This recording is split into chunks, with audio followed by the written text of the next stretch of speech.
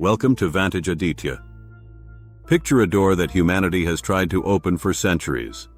A door alchemists once chased with flasks, furnaces, and faith.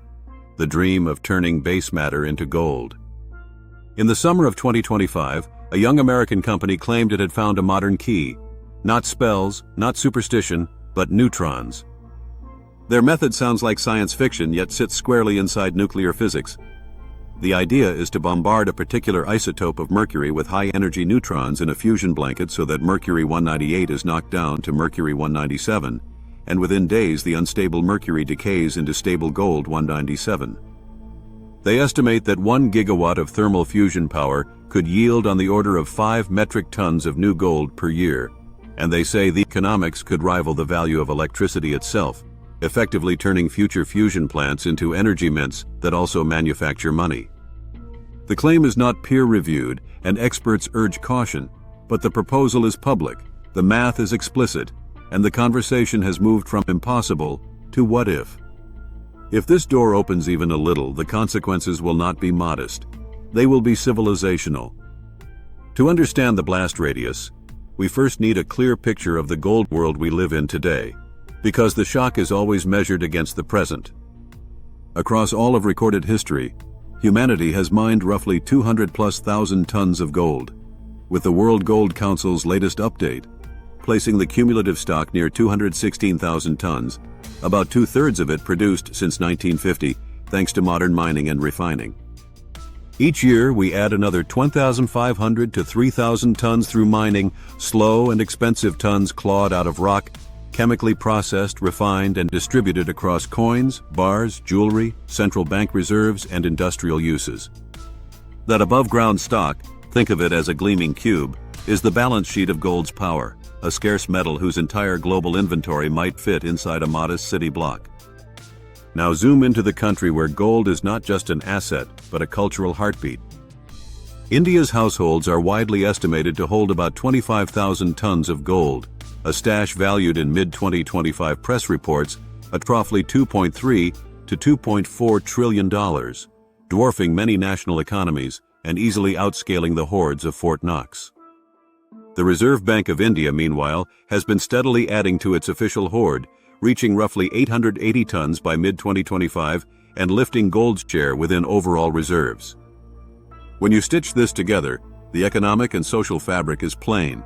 In India, gold is savings, security, status, dowry, ritual, collateral, and comfort against uncertainty all at once. Germany, different culture, same metal, another data point the world often overlooks. Multiple surveys led by Steinbeis and summarized in Trade Research find German households holding on the order of 9,000 tons privately, much of it in investment bars and coins rather than jewelry. A quiet vote of confidence in gold as a personal reserve outside the banking system. That alone, when added to Germany's official stock of roughly 3,350 tons, sketches a nation that, though not loud about it, has embedded gold deeply inside household balance sheets and central bank policy alike. Shift to Turkey, where local jewelers and industry groups talk openly about under-the-mattress gold. Chamber estimates have put household bullion at 5,000 tons, about $500 billion at recent prices, a shadow saving system built on trust in metal over institutions. It's imprecise and debated, but it captures a truth visible across parts of the Middle East and South Asia. When people doubt the currency, they hold the coin. And finally, consider official power. The central bank league table still begins with the United States at about 8,133 tons, followed by Germany, Italy, France, Russia, China, Switzerland, Japan, India, and Turkey, a map of 20th century history frozen in bullion. These are audited numbers, reported to the IMF and tracked by the World Gold Council. Unlike household stocks, they are not rumor, but record. Hold those baselines in your mind, because now we tilt the landscape. If neutral beam alchemy becomes real, not in lab dribbles but at scale, tons per reactor per year, gold ceases to be purely geological and becomes partly technological. And whenever technology breaks scarcity, the world order shudders. The company proposing this path concedes an immediate problem that keeps the story sober. The freshly made gold isn't ready for your wrist. The reaction generates small quantities of other radionuclides, meaning the gold would require a cooling period before public release, with the figure circulating around 17 to 18 years to reach a conservative, legally comfortable level of radioactivity. In other words, you can make the gold, but you must wait to touch it. That one line rewrites the near-term economics, the capital cycle, the inventory strategy, and the politics. So what really changes on day one of credibility, not day one of mass supply? Markets move not only on molecules but on belief. Announce a pathway to scalable industrial transmutation and the gold market won't wait 17 years to reprice. Capital is impatient and expectations are a currency of their own.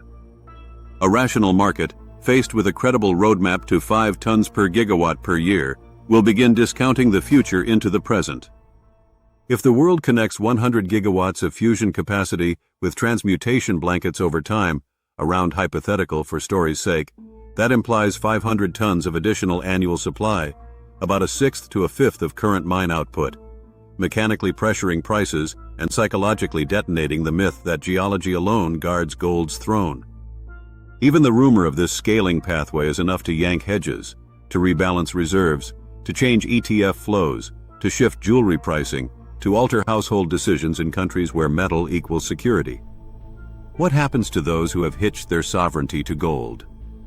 Central banks that accumulated metal as an inflation hedge or as a sanction-resistant reserve find themselves holding an asset whose scarcity premium begins to erode, not overnight but over a horizon that matters for balance sheets and politics alike. In India, where households and temples together stand on an Everest of gold, a multi-decade drip of new lab supply, combined with a forward belief that more can always be made, would chip away at the metal's store of value psychology, compressing the comfort premium people place on bangles, coins, and bars. It does not mean jewelry disappears or temples lose sanctity. It means the spreadsheet that once imagined gold as safety will have to learn a new language of risk, decay periods, certifications, and provenance premiums. There will be 2 golds at least for a while. Old gold, mined from rock, blessed by time and tradition, carrying cultural and possibly collectible premiums. New gold, grown in reactors, certified by regulators, and slowly emerging from vaults after a radioactive sleep. Watch how markets love to split identities, 1 metal, 2 narratives. The first is nostalgia, the second is scale. UNESCO for the wrist versus ISO for the balance sheet. If lab gold proves cheaper at scale, industrial users and some investors will gravitate there, while heritage gold guards the altar of ritual and luxury, 2 markets tied by chemistry and separated by story. The ripples don't stop at vault doors, they hit jobs, geographies, and geopolitics.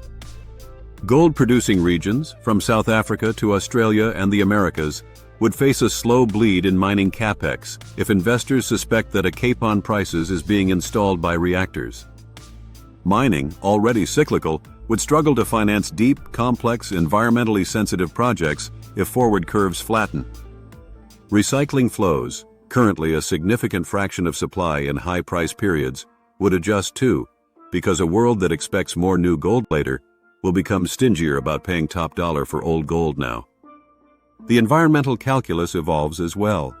Less mining means less cyanide, less tailings, fewer scars on landscapes, fewer conflicts over water, but it also means localized economic pain in communities built around ore.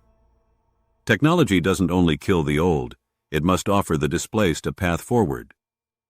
Then comes the most explosive idea of all, the redenomination of trust. Gold has never been just a metal, it has been a myth made tangible, a story about permanence that could be weighed.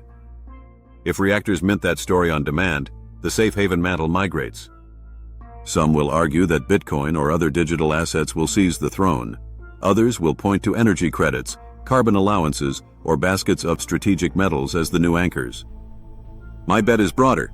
The next reserve standard will tilt toward what can't be conjured cheaply by a single breakthrough. Nature will still matter, land, water, food, but so will persistent, verifiable flows like clean energy output and the capacity to produce it.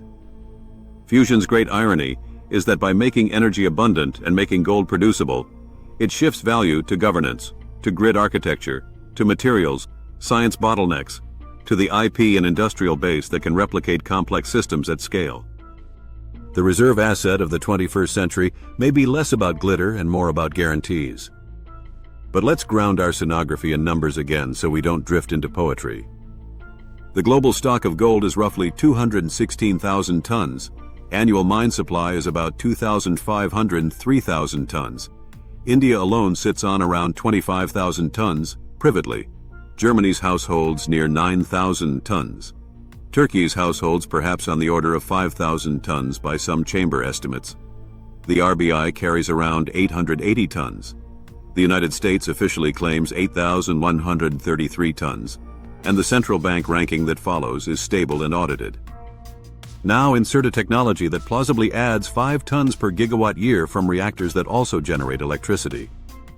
Scale that from 0 to a handful of gigawatts during the 2030s and 2040s, if fusion itself clears its own daunting hurdles, and the math lands squarely in markets long before the metal lands in malls.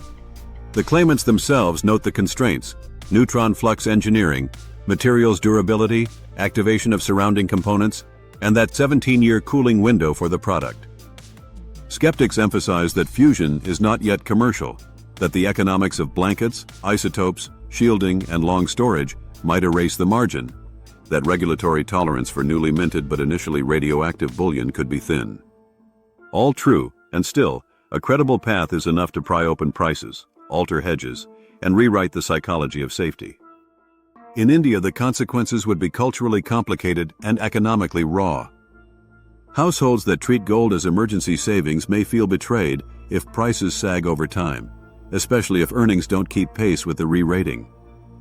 Temple trusts, which hold gold as sacred endowment, would face philosophical questions. Do we treat lab gold as ritually acceptable, or do guard only mined, time-tested metal because money and meaning are braided in this country?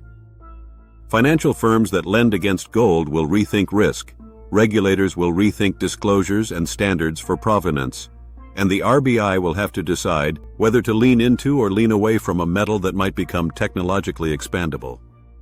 Watching the RBI's behavior in 2024-25 shows a central bank that has been adding at the margin and even repatriating bars from abroad, a signal that gold diversification still matters today, but the horizon of a reactor-touched market will demand fresh frameworks tomorrow. Germany's quiet retail buyers, who favor bars and coins, may split into 2 tribes: the old gold purists, who want only pre-alchemy metal, and the commodity pragmatists, who accept reactor-borne bullion if it comes cheaper, cleaner, and certified. Turkey as mattress savers may do what they've always done, hedge the state. But if lab gold slouches toward ubiquity, even the informal economy will pivot, perhaps away from metal into dollars, real estate, or energy-linked instruments that feel harder to dilute by invention. Meanwhile, the United States, China, and whichever bloc gets fusion first will gain a strange new lever. Not just power for the grid, but power over a paradigm, an ability to create, store, and time-release gold into markets after a long cooling period, a sort of strategic bullion reserve with a reactor's heartbeat. A word on the science, because hype without physics is just noise. Transmutation of gold has been demonstrated in principle since the 1940s by neutron bombardment in accelerators, but the yields were microscopic and the products radioactive, which is why nobody changed the world with it. The novelty today is not, we can make gold. We knew that in a laboratory sense. The novelty is a proposal to harness the unique 14 MeV neutron environment of deuterium-tritium fusion to drive a specific N-tau2N pathway efficiently at scale inside purpose-designed blanket modules, and to do so as an economic co-product. That jump from proof of principle to industrial process is Everest, not a hill, and skeptics are right to insist on peer review, pilot hardware, and honest cost curves. But if fusion crosses its own chasm, and if the neutron economy inside next-gen blankets can be engineered, the gold pathway sits waiting like a second dividend. The legal and regulatory fights will be ferocious. What is the statutory status of gold that begins its life slightly radioactive and then decays into safety? Is it a nuclear material for the purpose of transport and accountancy, a commodity under metals law, or a financial instrument requiring new anti-counterfeiting tags baked into the atomic narrative of every bar? Do you stamp a provenance code that says fusion origin, the way labs disclose cultured gemstones, allowing markets to price a discount or premium? Do museums and luxury maisons build campaigns around pre-fusion heritage gold to protect symbolic value? These choices will sculpt the price curves more than physics will, because markets are social organisms as much as spreadsheets. If you want a simple test for how disruptive this could be, try to imagine the press conference where a major power announces the first operational fusion unit with integrated transmutation capability. The headline number will not be megawatts. It will be tons per year of certified gold inventory to be warehoused under international supervision and released after safety decay. In an instant, every gold-linked instrument in the world, ETFs, miners, refiners, jewelers, central bank balance sheets, temple audits, pawn networks, household savings plans will adjust to a future where scarcity has a seam. For some, that seam will feel like a crack in a century-old mirror. For others, it will feel like a portal into a more rational, more abundant, less destructive materials economy. The truth will be both. Let me end where we began, with the door. Even if the claim remains contested, and even if timelines slip, the world's imagination has already crossed into a new territory, and markets, once they glimpse a path, rarely look back. The World Gold Council's cube will still gleam, India's households will still wear their wealth, central banks will still publish their tables, and miners will still pull ore from rock. But in the narrative spine of global finance, a new sentence has been written. Gold's scarcity is no longer purely a gift of geology. It is, potentially, a function of neutrons and patience. If that sentence survives peer review and pilot hardware, we will live to see a generation that treats gold like electricity, manufactured, managed, monetized, not the other way around. And when that day comes, the ultimate store of value may not be a metal at all. It may be the governance capacity to steward dangerous abundance without breaking society. Watch till the end, because here's the paradox I want you to sit with tonight. If we can mint the myth that anchored money for millennia, what will we choose to trust next? Digits, electrons, carbon, culture, or each other? Tell me in the comments what you would hold if lab gold becomes common, and whether you would wear the reactor's shine or only the Earth's. Subscribe to Vantage Aditya, because in the decade ahead we won't just report the future, we'll interrogate it.